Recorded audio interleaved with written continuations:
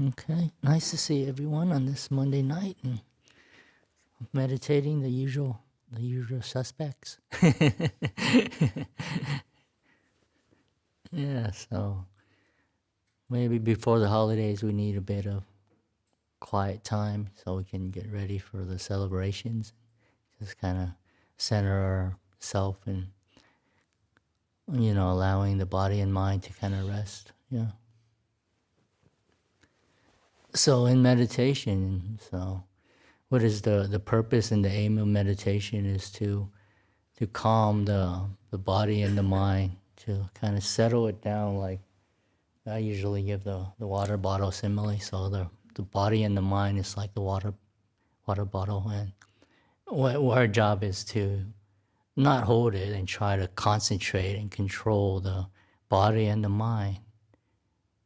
Some teachers, they go, oh, you have to concentrate and use willpower and effort to kind of hold the bottle still. But I've tried it in the past, and you can only get maybe 99%. For myself, only 90%. I don't have much willpower. It doesn't work for me. So it just doesn't work for it just, you can only hold it 99%, I would say, for some people with really good willpower. But they get to a point in their meditation where they come up to a monk and say, oh, Bhante, my meditation is sort of like flat. I've gotten to like a dead end.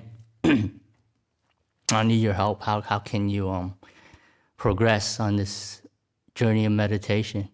And they've been meditating for a long time. So you sort of like, oh, yeah. So what you do is I usually tell them, oh, yeah. So you don't hold the bottle anymore.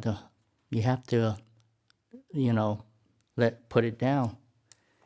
This is the part where you have to put it down. That's the only way to get to the deep samadhi, which is like sama samadhi. That's the only path, the only way. Patience, kindness, and allowing the process to settle down. And I know for a lot of people who are working and are busy, we tend to try techniques that are shortcuts and fast ways of kind of getting to samadhi quickly. And that works, sure, that works for a while. You take retreats and you do the concentration method, holding it. But in the long run, you'll come up to some obstacles that those techniques don't work anymore. So the fastest and easier way is to develop the patience and the kindness early on in your meditation, and learning how that works. And then it takes time. And then you will reach the goal. Yeah, some people are quite busy. They come up, oh yeah, try this technique, try that. It does work, but yeah, in the long run, it doesn't work. So so the goal is to put the body and mind down, to settle it down. And that takes a long time sometimes, years even, months, years. But it does settle down if you stop disturbing the water. That's why we have precepts like not watching entertainment.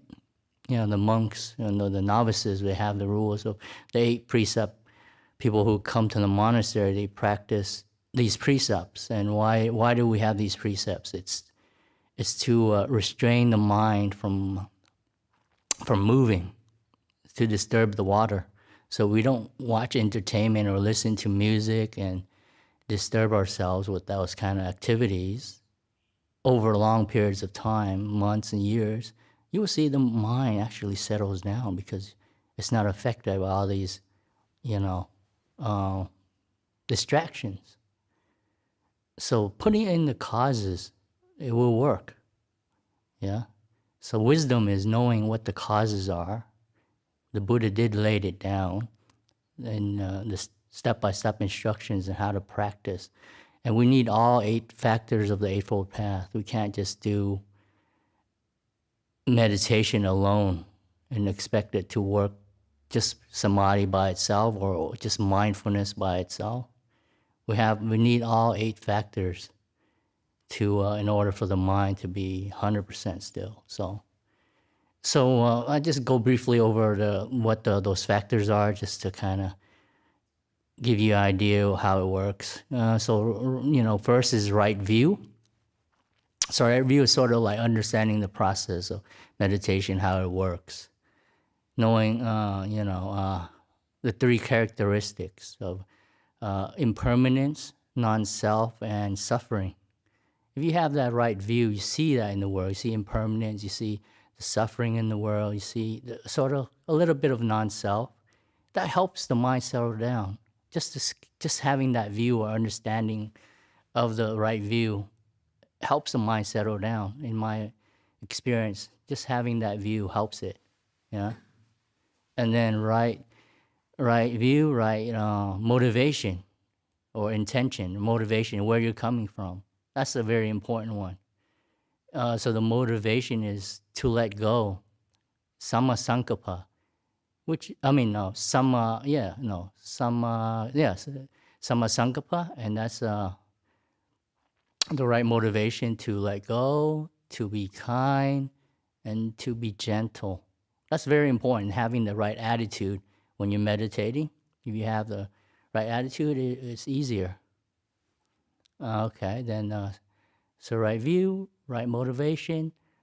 When you have right motivation, which is coming from a good place, then the speech is purified. Then you speak kindly, you don't lie, you don't have malicious speech. So that falls into place because you already have the right motivation. Yeah, right speech comes along, right action also comes along because you have right motivation. You do good things, you're generous, you're kind, you don't harm other beings. Right action, right livelihood. You'll pick a livelihood that is wholesome, as in not harming other people. So you pick jobs that are like caring professions. You don't have jobs that are like, dealing with poisons or weapons or stuff like that. So right livelihood comes around. Right livelihood, then right, right effort? The effort is to stop doing the unwholesome and to develop the wholesome. So when you stop doing unwholesome things, naturally you're already the motivation to do good. So you have the right effort. But in the meditation, the effort is to stop, which Ajahn Brahm is quite a profound spin on what right effort is. And I find that very true. So I want to share that with you guys. The right effort in meditation isn't to do things. It is to stop doing, which is like the water bottle, to put it down. Right effort is to stop interfering, and just be kind, let go. Right effort, and then right mindfulness. Okay, that's most people kind of know how that works. But mindfulness is remembering the instructions and also being aware. So it's not just being aware of what you're doing, but also remembering what you're supposed to be doing and you're not supposed to be doing. So if you're on retreat, you remember, I shouldn't be playing around with my smartphone, watching whatever you're watching. So that's sort of like right mindfulness. You know the instruction and you know what to do. Yeah. So that's mindfulness.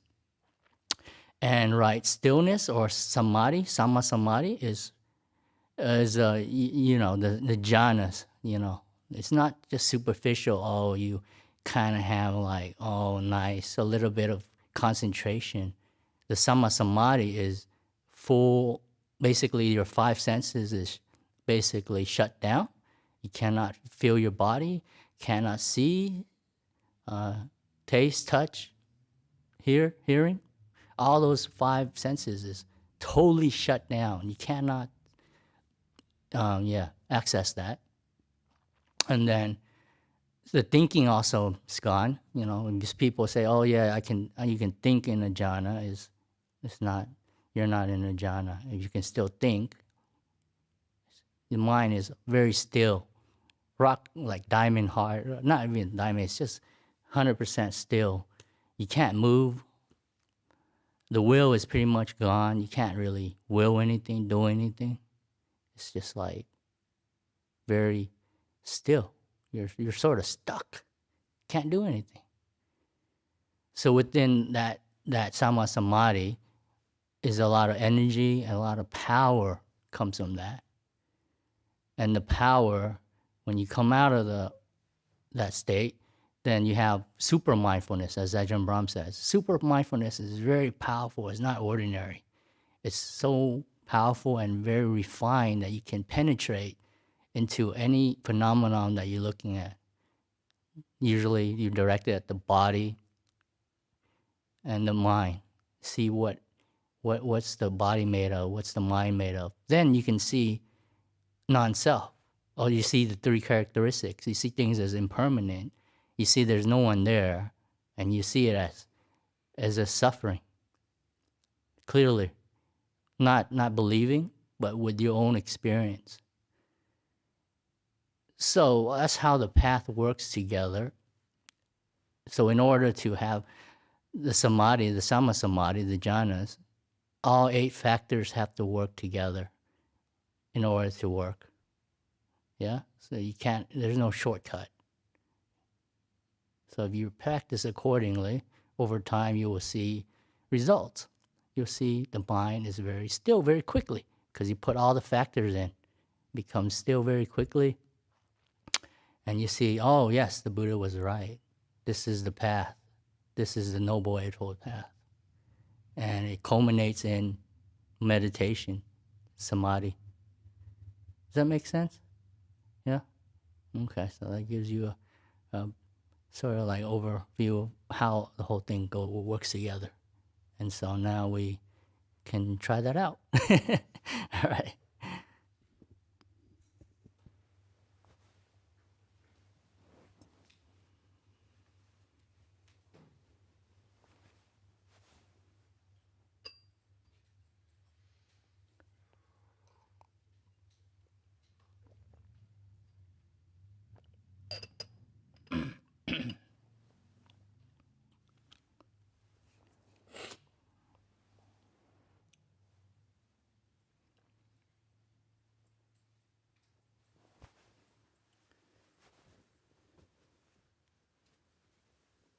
So get yourself into your favorite meditation position if you're not already yet.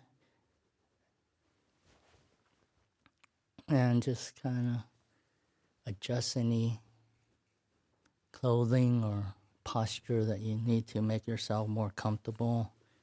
And ask your body, how are you? How would you like to sit tonight? How can I make you more comfortable?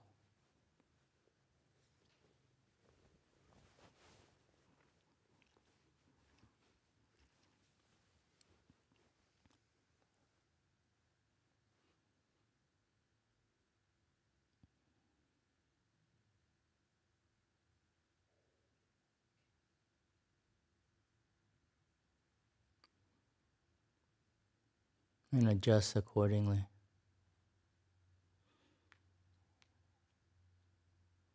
Usually I like to do a quick body scan just to kind of calm the body down before going further.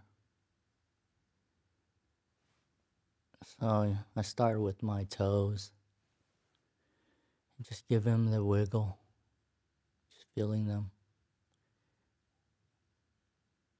Feeling them relaxing, stretching.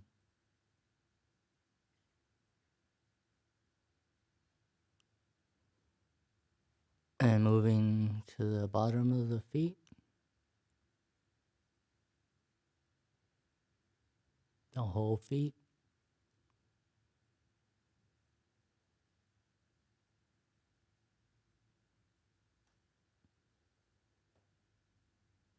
The ankles.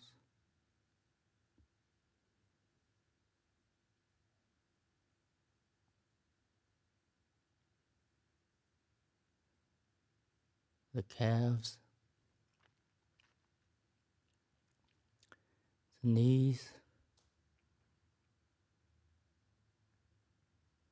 Thighs.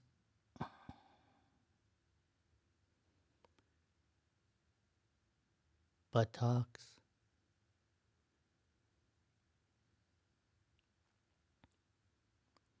your lower back, your mid-back, upper back, shoulders. Give it a stretch.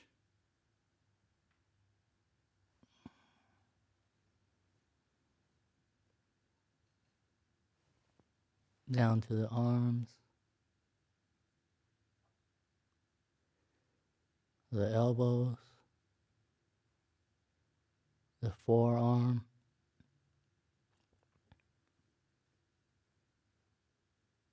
the hands, and fingers.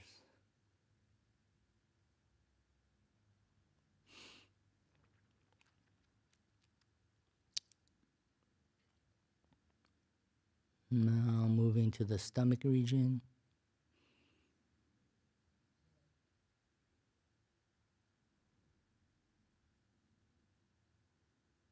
Moving up to the ribs, the chest area, moving to the heart area, just kind of easing any tightness or tensions around the heart.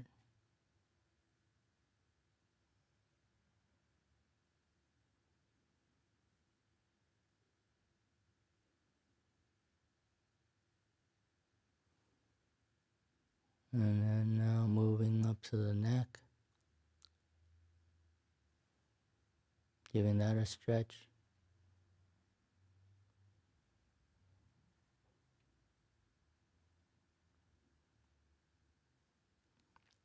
Now to the facial muscles. I usually give myself a big smile to stretch.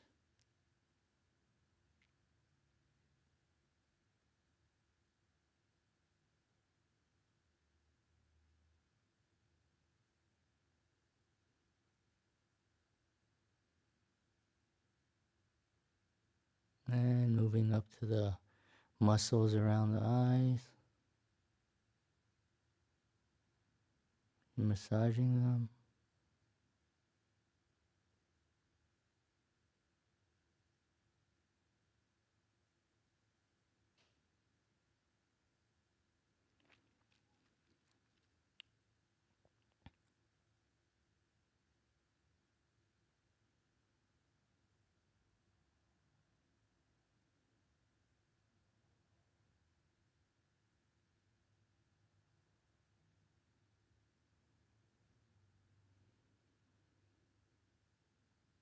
And the eyeballs, just giving them a twirl to massage them.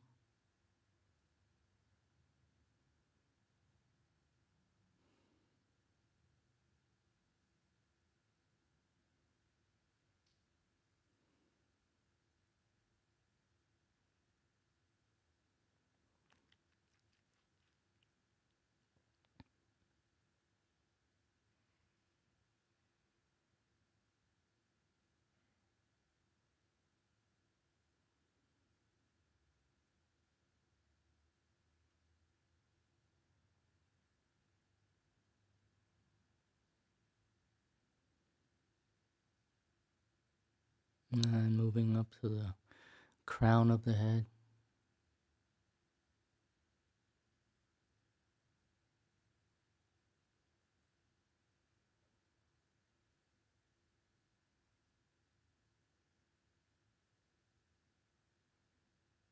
Okay, the body is pretty relaxed. Let's give the body one last scan to relax any remaining parts that are uncomfortable.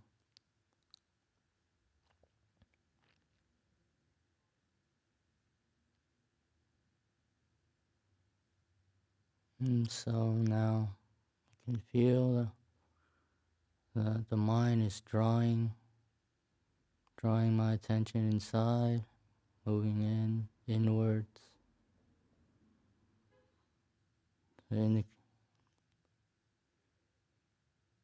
so putting aside the past, whatever happened today, imagine a suitcase called the past in your left hand, and just lowering that down, putting it down for a while.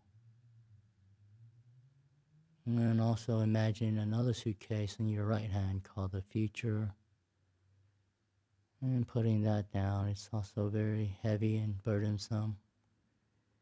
All your worries and concerns, just put that down for a while.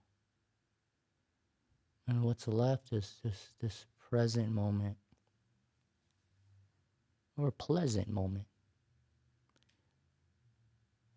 So whatever you're experiencing in this present moment,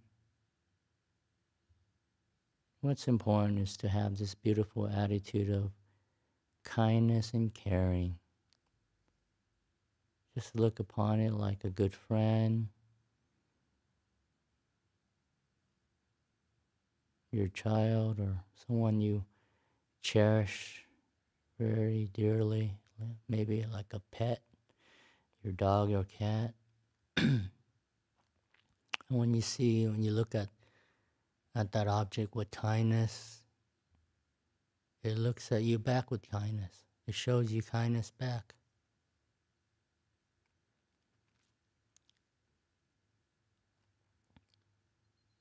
And so you just kind of hang out with that, whatever it is in the present moment, and be kind.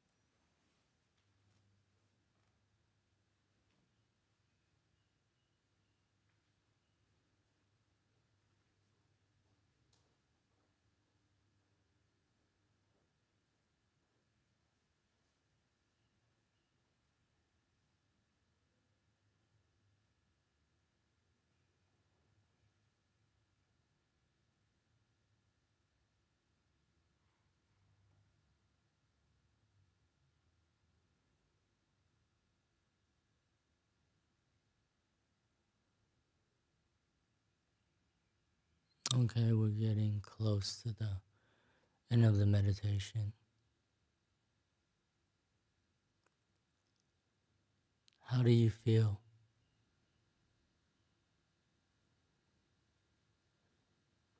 Is there any difference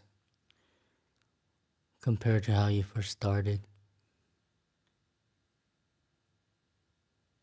What has changed?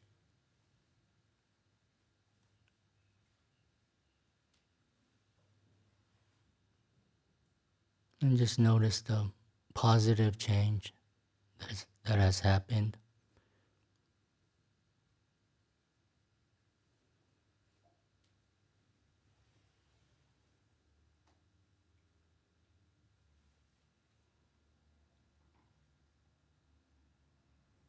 Okay, I will ring the gong 3 times and we can slowly come out of the meditation.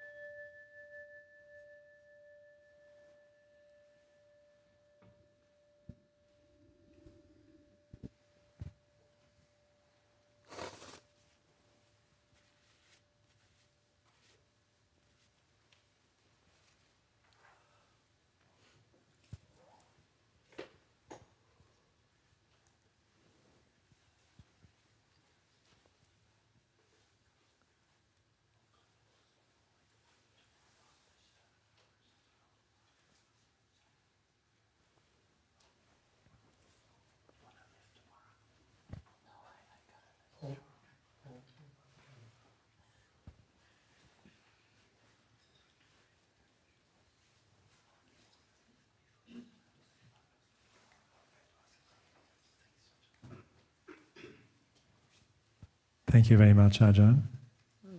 We'll just do a quick few announcements about what's coming up this week, and then there might be time for some questions afterwards. There's another guided meditation here or tomorrow night at 7:30, without a monk, but with just a lay person leading that session.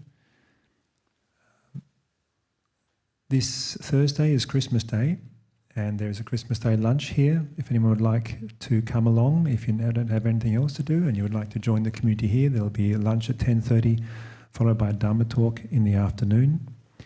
Following day, on Boxing Day the 26th, for 5 days, Ajahn Nisarano is leading a retreat, a meditation retreat, just here at the Buddhist Society, between 9 a.m. and 3 p.m. each day. So if you're available any of those days, you don't have to book in for the full 5 days.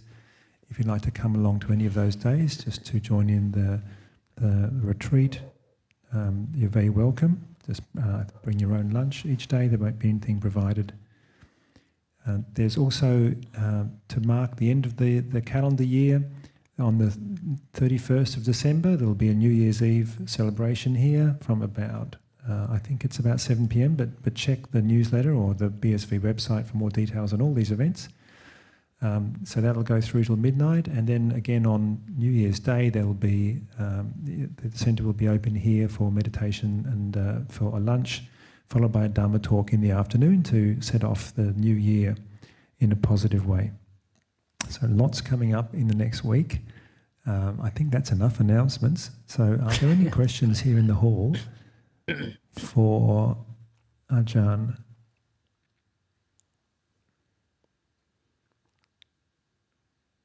If not, I do have one. There's one question online. Okay. It is, if meditation is a skill, how would I know I'm on the path to mastery? Is there any measurement to know if the meditation is progressing positively? Yes. So,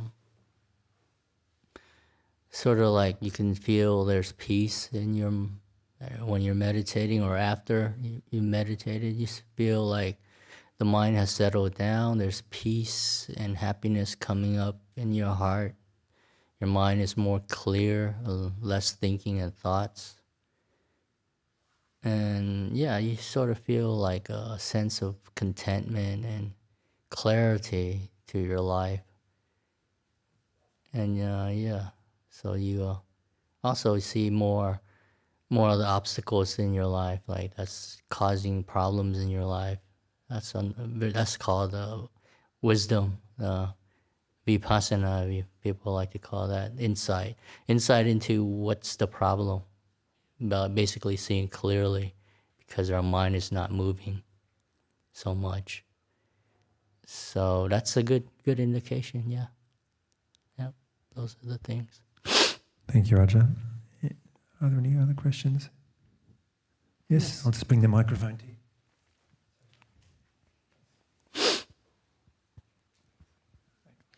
Hi, Ajahn. I had a question about the definition of right effort you gave. Yes. I've heard Ajahn Brahm give a similar definition that right effort is no effort, or it's the effort to do nothing.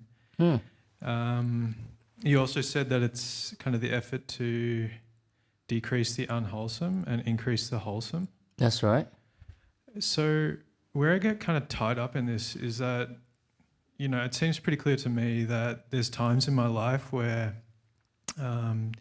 not doing something would actually be unwholesome and doing something would be wholesome. Am I missing something here, or what are your thoughts about that? No, I mean, this is more meditation I was talking about, the effort to stop.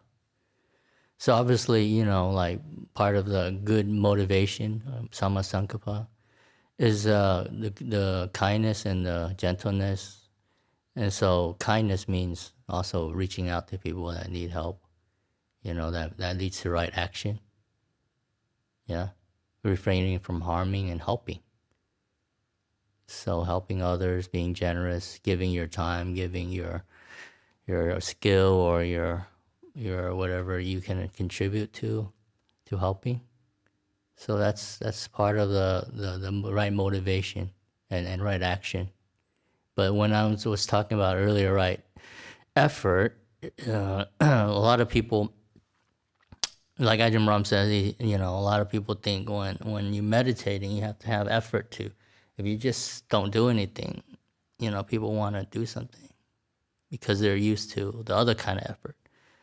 But in meditation, if you do things or you hold it, it's actually counterproductive. So in meditation, it's a skill you learn to not do things. And that can be very challenging and difficult because we learn how to do things in the world, yeah.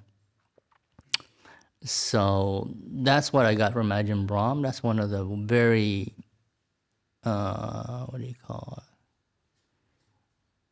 very powerful, very insightful teaching from Ajahn Brahm.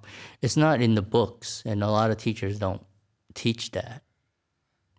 But I actually understood what he's talking about. That's why I feel very, very lucky to be his disciple. Because the effort to stop, meaning you have to stop in order for the samma samadhi to arise. And most people don't understand that. They like methods where you do things. They want like something to do. They want to contemplate, they want to think, they want to do anything rather than just not do anything. So that's the skill that you have to learn with trial and error. When you first start, when I first started, I didn't understand what he was talking about. I was like, what are you talking about? So I put a lot of effort in doing things when I first was a monk. I just, did a lot of sit and try to use my willpower to kind of hold the mind, sort of do a lot of willpower practices. And just over time with trial and error, you realize that doesn't work. It just makes you more frustrated and tired, really, because you're spending so much energy holding the water bottle. So I was like, holding and trying. And then after a while, how many years you're in the road for, and it just kind of penny drops, and that's what he's talking about. Just like the simile, the the mango tree when Ajahn Brahm said, Ajahn Chah told him, when they sit under the mango tree, like Ajahn Chah told the story of Ajahn Brahm, told him, you sit under the mango tree and the Buddha planted them, many years ago, and all you need to do is just sit under the mango tree and hold out your hand. That's it. Then the mango will drop into the hand. Right? That's a very powerful simile, but not many people understand that. Meaning to stop, to the effort to stop, and then that kindness to open the door of your heart. So opening the door of your hand, and then the mango or the samadhi will drop, the insight will drop, and it does work if you have some experience, and it's like, wow, what a simile, what a great simile. It's a very powerful simile that this is really, really, it doesn't make sense to a lot of people, or when you first start, but when you practice it over many years, a long time, wow, what a powerful simile that is. Yeah. How that happens. So you just go on, When you first start, keep on using willpower. When you reach a dead end, then maybe you'll realize it doesn't work only to a certain extent. Usually when people are busy or have jobs or families, they want to do the willpower, hold it still, and it gets you, most people, fairly decent meditation, even get you some nice insights, even, some kind of experiences, but it'll never be 100%. You'll get to a dead end, and then, by then they realize, oh yeah, okay, maybe I should try the other method because it makes more sense. And everyone has to go through the journey of making these mistakes. I had to do the same. Ajahn told me in the beginning, but I just couldn't understand what he was talking about. So I had to make my own mistakes and then learn from them. Yeah. Is that okay? Does that make sense? Yeah, so it sounds like the effort to do nothing is really in meditation. Yeah, specific to meditation. Yeah. So what about meditations like metta meditation or, gratitude or something where it's kind of a bit more active and you're trying to develop an emotion? Okay. So those meditations, sort of in the beginning, you're trying to evoke like positive feelings, sort of like samasankappa, the kindness and the letting go, the kindness and the gentleness. That's sort of part of the path. So you're sort of like bringing those states up in the beginning, but you don't want to like contemplate them too much. It's sort of like in the beginning, it's okay. Sort of like bringing these emotions, You're not really doing too much. You're just kind of like recollecting more. You know what I mean? Like recollecting the qualities of the Buddha, Dhamma, and Sangha. So it's more like recollecting, remembering. Yeah? Is it more of a remembering than a doing? It's sort of like a doing. Remembering is a doing, but it's a sort of more subtle. Yeah? So that's good to recollect certain feelings or emotions that are positive that will settle the mind quickly. So, does that make sense? Yeah, that makes a lot of sense. Thank you. Okay. Very good. Any more questions? There are no more questions online, but there is a request, Ajahn, could we include our loved ones who are ill and suffering in a dedication of merits? And could we please include Adrian Avery and Tracy Dean, both in the UK with severe health diagnoses? Sadhu. You mean like give a blessing now? So what you're asking? I think that is the request. There's some sort of sharing of merits. Definitely. Okay. So give a quick chant. Okay. All right. Perhaps we can include the victims and those connected to the Bondi Beach killings as well. Also sending them lots of kindness and merit to those who've passed away, in a good way or bad way. May they able to let go and take the next rebirth. Don't hang around with the anger in your heart, because if you're angry, you're not going to take rebirth. You're going to stick around as a ghost if you're angry. So, here we go.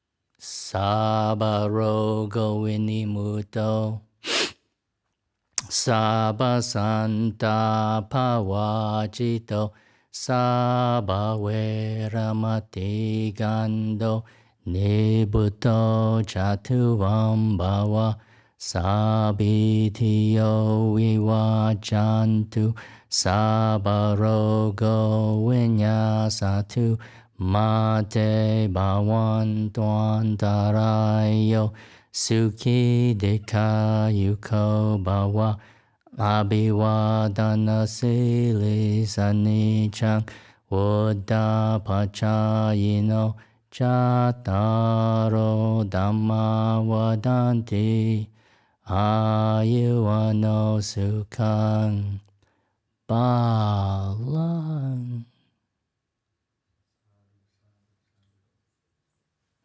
Very good. Well, I wish everyone a good evening, and may you enjoy your holiday in peace.